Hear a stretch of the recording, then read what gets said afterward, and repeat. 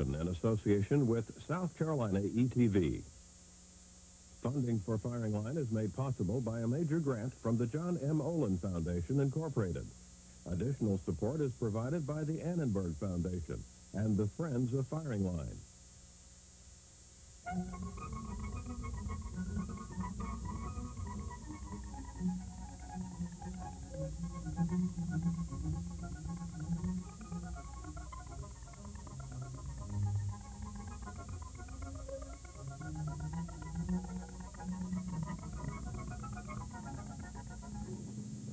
The plebiscites in California and Arizona on election day tell tantalizing stories about a change in public opinion on how to deal with marijuana users. The two states joined in saying that if marijuana is recommended by the physician, the patient can have it and can grow it in his backyard.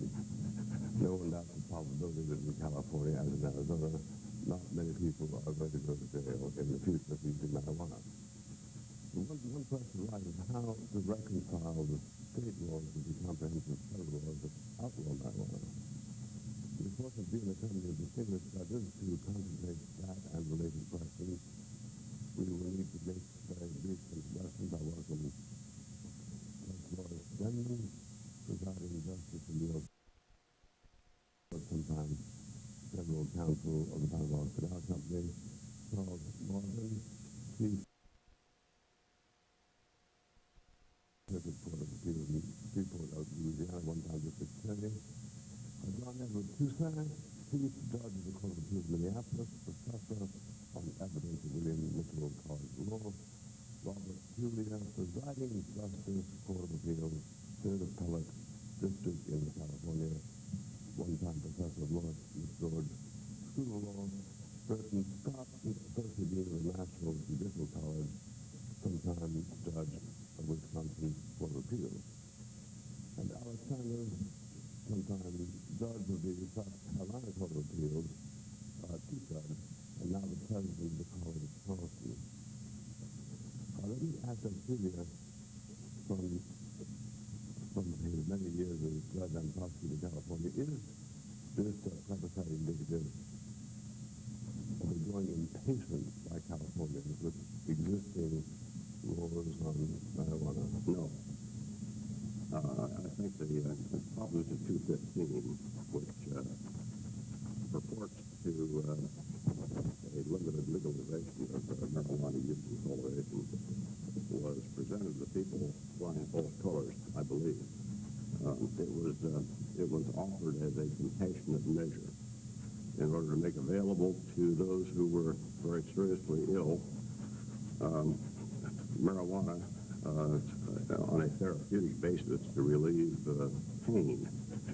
And when one reads the proposition itself, one is struck by the fact that probably wasn't. There was another agenda, I think, that influenced and drove the effort, because it is so loosely worded that it would seem to me that you are probably correct, that it's going to have an influence for the worse on prosecution for marijuana crime. How was I incorrect in saying that it was passed, presumably reflecting impatience with the because I think people react somewhat differently to a call upon their compassion to relieve the suffering of people who are seriously ill. And the debate must have had 1,000 editorials published in California newspapers saying exactly what you just been saying, i.e.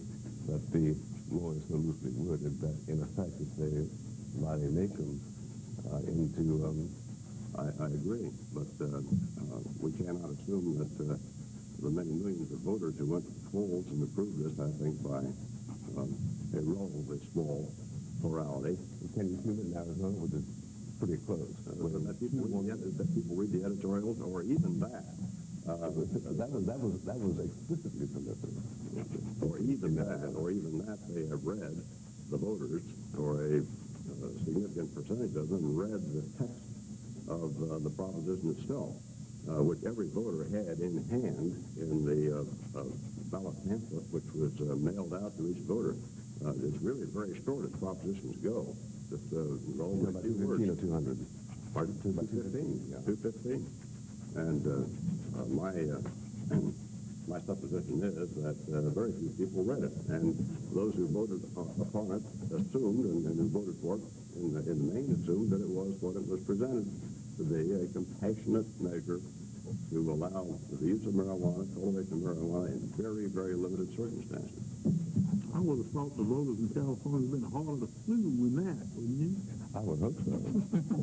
Otherwise, they should be permitted to vote in California, shouldn't they? I think many of the voters in California probably suffer from the same puzzle that many of the rest of us. We're puzzled by the fact that the doctor can prescribe many narcotics and many drugs for people who are ill.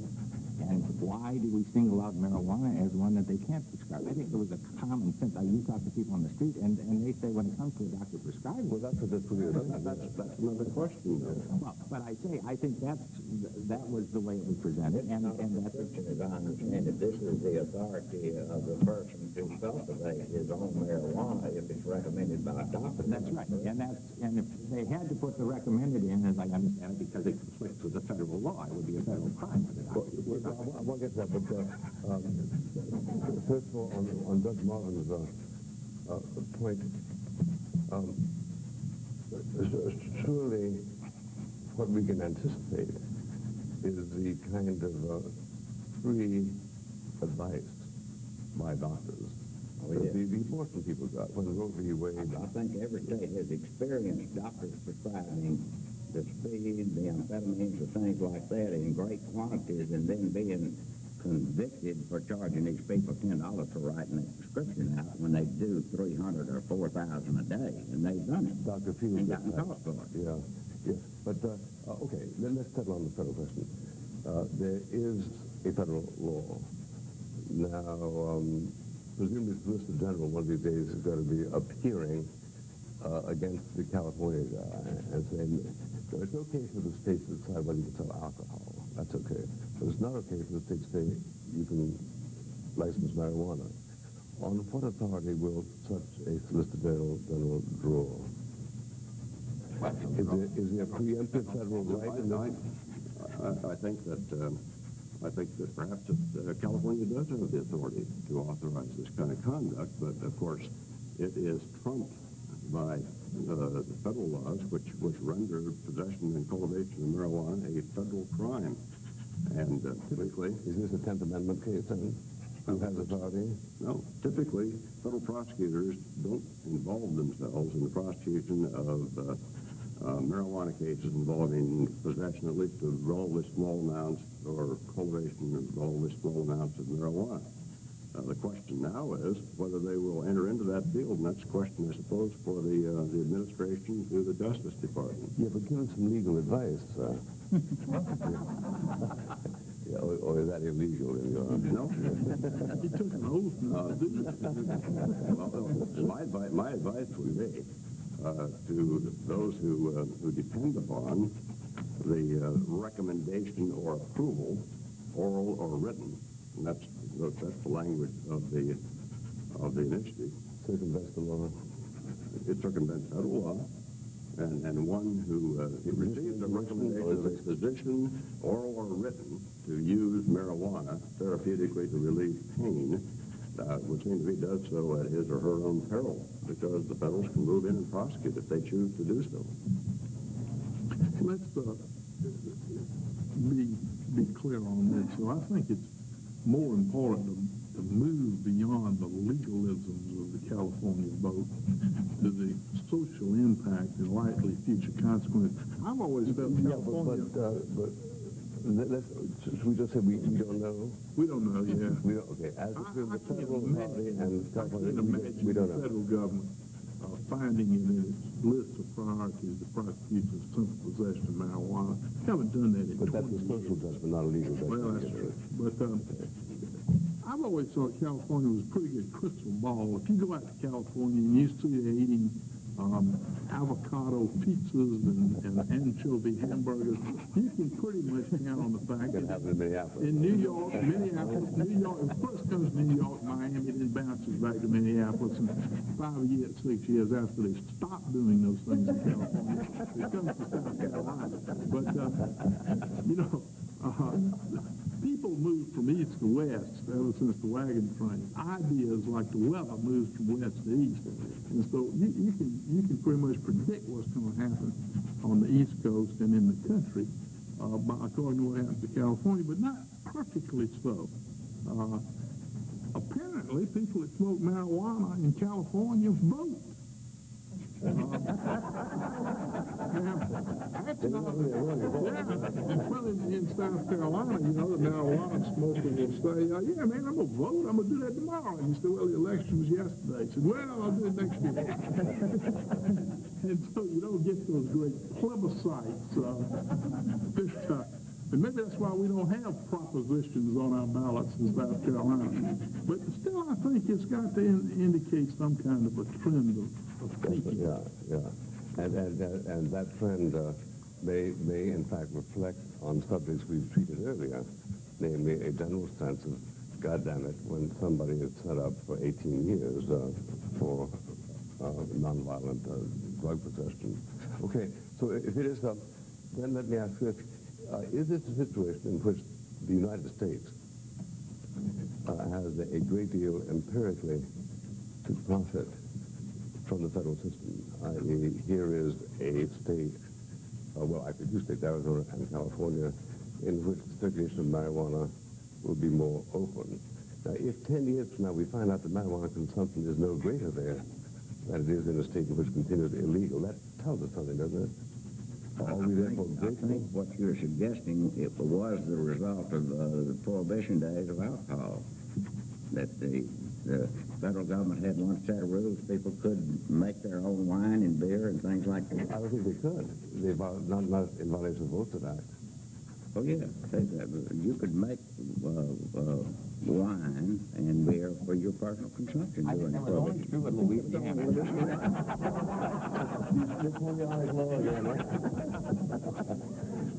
It couldn't be, what, more than 1.5% alcohol votes? Was that what it was? In any event, I don't think it's, for that reason, it's directly comparable.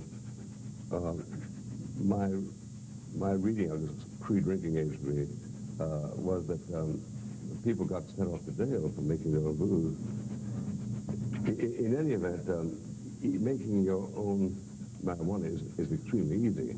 But my question is... Some people find it hard not to do. Yeah, that's right. Can I touch on this issue? This issue of frustration? And first of all, in Minnesota, we've not headed in the direction of California, nor does there appear to be any winds blowing that way. However, the first-time offenders for the use of illegal drugs, either possession or sale, that don't have any, are not committed with a weapon. Otherwise, those people are diverted out of the system. And the issue is with those diverted out of the system. What does that mean? In other words, they went to informal probation. Right. Oh, sorry. And what we do with that is to try to treat any issues involving chemical dependency. If there are any educational issues that we need to try to work with that offender, particularly retraining and or training, because the majority of those people do not have a high school education. And so our approach is to try to work with that first-time offender to try to make sure that that first-time offender does not come back within that system. And so we have to identify the perpetrator and to determine from that identification what would be the appropriate... The guy who sold him the pot? Either sold or was in possession of. Mm-hmm. And that is the direction that we're going in. If I could follow up on that, I think that they are looking at this as treating the offenders so they don't repeat, rather than punishing them and sticking them back out on the street. And one of the problems with our whole drug policy in the country is that we're caught up in this cycle of, well, let's make it a heavier crime. Well, then we raise, that causes the price of marijuana to go up. Well, then more people want to get in the business of selling it, and the whole thing feeds on itself. And I don't advocate using drugs, and I don't want anybody to misunderstand me, but what I'm saying is that we are not addressing the illness. And it was once said, and I love this one, they said that building more prisons to deal with the drug problem is like building more graveyards to deal with a fatal illness. It's not going to do a thing, and I think that we are. Well, if you're going to put them away, you got to put them in prison, right? That's true, and there's no question that every judge and every prosecutor, when there is a law that the legislature has passed, takes an oath to uphold it, and I did it, and everyone else does it. And if that's going to be the law, then we have to do that. But what I think that we have to do is look back and say, are we addressing the fatal illness? We're working very hard on filling the prisons and building more prisons, but are we addressing the fatal illness? And I think the Minnesota approach is much better than many of them. That's our approach, because we believe, first of all, the unemployment becomes apparent because the person does not have either the education and or the training. They may very well have a chemical dependency issue that needs to be resolved. And a further study of that group of people indicate that they come from either a background of either abuse or neglect. So in order to be able to try to treat that individual, we try to place them either within educational or treatment program that really addresses the real pertinent issues that touches the inside of the heart of that person. What do you do with the nice people? Well, most Minnesotans are very nice. Well, I know, but I mean, what do you do about the educated, rich, intelligent person? What do you do about the NFL player? Well, that doesn't. You may very well be talking about a very small percentage of the people who come within the system, but the majority of people who come within that system fit into that kind of a profile.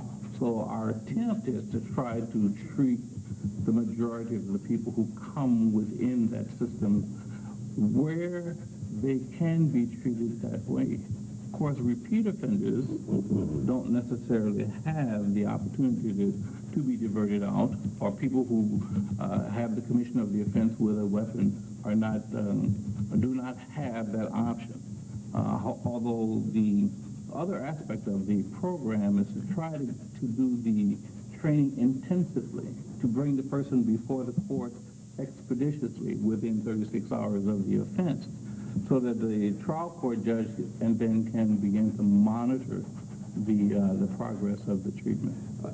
Yes, I just think there's a kind of dissonance when in talking in the same conversation about marijuana and the laws that we have to control use and so forth of marijuana.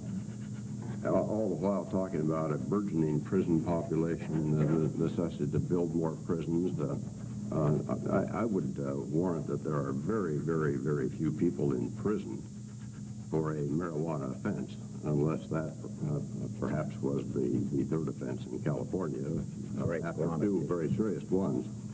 That isn't the nature of the problem, and we in California also, and I think in most jurisdictions, handle marijuana pretty much like it's handled in Minnesota, as described by Judge Toussaint. We have a diversion program, and that's for first-time offenders who are charged with relatively minor marijuana offenses, albeit felonies. Diversion, incidentally, I think is even better than informal probation, because if someone is diverted into a program of treatment, counseling, and the like, and completes that program successfully, then the charge is actually dismissed, and there is no conviction whatsoever on the record. And that's the way it's handled. In California, for a number of years now, possession of up to 1 ounce of marijuana is punishable by a maximum, here's a maximum penalty, $100 fine. That's it. Now, it does constitute a misdemeanor. And in the 60s, it was probably, was it then a felony? Yes, it was. But the trend in respect to marijuana and the penalties for abuse of marijuana, possession and the like, has been downward and not upward. But I'd like to make the point. How many smokes can you get from 1 ounce? You happen to know? How many what? Smokes. Well, 28 plus 0.5 grams, and why are you asking me? Do I look like I ought to know? You established in the last few hours you knew everything. I'm asking. Well, thank you very much. That's the one thing I don't know. I just wonder whether 1 ounce means a purely masturbatory amount, or whether it's not for your girlfriend. Well, 1 ounce is plausibly and probably for one's own personal use. Although One time. No. Oh no. You can get quite a few. That's my question. Off 1 ounce. That was my question. Quite a few. So you know, it's a realistic figure. Yes. 1 ounce. Yes. But in California, to the extent that any legislature can be realistic. Yeah. Before too much is made of the passage of 215, once again, I'm not quite sure, but it seems to me it's been within the last 10 years that there was a proposition submitted to the voters in California, which was the proponent of which was NORML, which is the National Organization for Decriminalization of Marijuana, and that proposition was to decriminalize marijuana across the board. And it went down to resounding defeat. And that hasn't been all that many years ago. And so I do not think that we can say, whatever the effect of this Proposition 215 may be in the event, I don't think we can say that that was the voters in California who voted favorably, that they were decriminalizing marijuana across the board. You know that in Arizona, the Proposition 200 they passed had in it a clause saying anybody who's currently in jail for the exclusive crime of having possessed any of these drugs can be let out. On the other hand, if there was any violence attached, the sentence must be larger in the future. Now, doesn't that suggest a pretty sophisticated approach to what we've been discussing here for some time? I.e. that, or is it your judgment that a phrase like that would have simply been unnoticed by the general voter? Well, I think that is significant, but that's the Arizona proposition, with which I know, but presumably there isn't that much difference, is there, between people who live in California and Arizona? I mean, yeah. We try to find out what's going on, and what happened in Arizona. Well, it may well, if Were you're the other suggesting... drugs on that proposition in Arizona besides marijuana? That's right. All of them. Well, not all of them, but LSD was on there, and Amphetamines. Amphetamines, right. Well, what I'm saying is that there seems to me to be a dissatisfaction with existing drug laws, and California and Arizona are waving that particular flag. Arizona probably is, yes, given the nature of the proposition. And that 2-1 Arizona. Okay, 2-1. Yeah. Well, all I'm saying is that this was not presented to the voters in that way. In The California? voters in California. The voters were told, we want to simply authorize doctors to permit the use of marijuana therapeutically for these few conditions where it would ameliorate pain. That's what the voters were told. They didn't And their follow most the high compassionate instincts were called upon. And they responded in that way, I think. They didn't follow the high standards of the presidential contenders and telling them what they were all about or all about. Well, as a matter of fact, the Attorney General of California was publicly opposed to it, the governor and most public officials. But Mr. Langren is a pretty excitable guy. Pardon? Mr. Langren is a pretty excitable guy. Mr. Lundgren. Yeah. Yes. More of whom we'll hear, I'm sure, in the future. Little plug there. But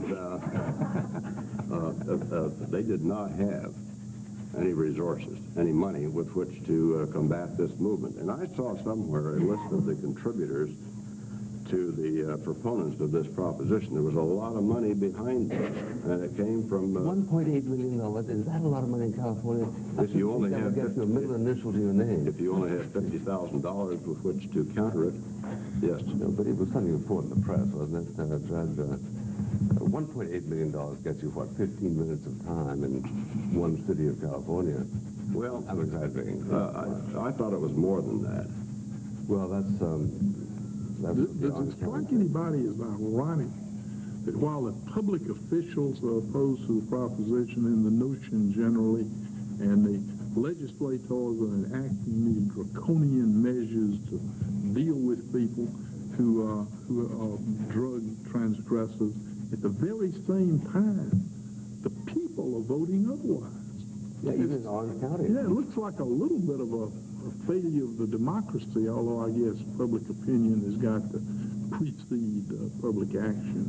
Yeah, except to the extent the public opinion is a formalism, i.e. we think that the people want us to be splashly against marijuana, we wouldn't be really shocked if the continued use of it is authorized.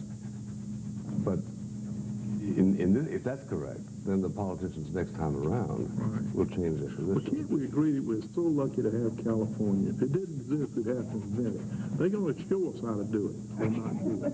If we didn't have California, I'd have to go back to Ohio. Thank you, Judge Puglia, and thank you, Judge Denman. Thank you, gentlemen. I've enjoyed your company very much.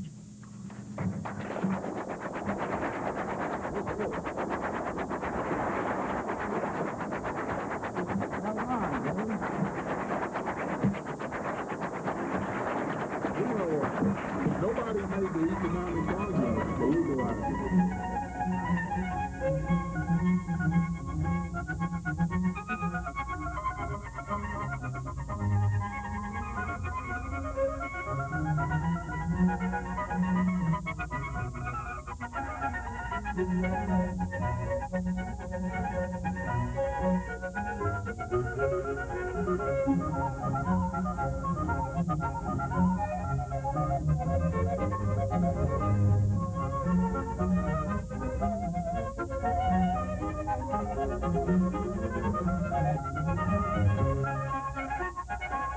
This program was a Warren Steibel production in association with South Carolina ETV. Funding for Firing Line was made possible by a major grant from the John M. Olin Foundation, Incorporated. Additional support was provided by the Annenberg Foundation and the Friends of Firing Line.